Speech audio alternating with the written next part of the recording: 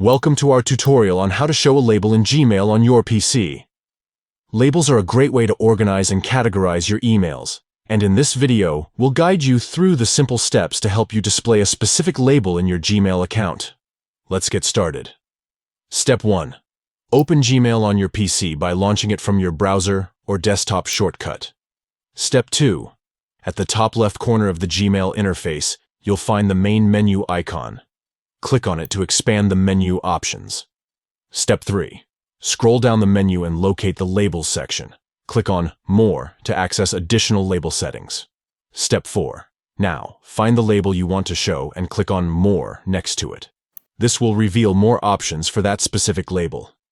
Step 5. Within the label options, look for the In Label List section and select Show to make the label visible in your Gmail account. By following these easy steps, you can effectively display a label of your choice in Gmail on your PC. Stay organized and find your emails with ease.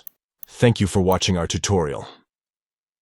If you found this information helpful, please consider giving this video a thumbs up and subscribing to our channel for more useful tutorials on Gmail and other tech-related topics.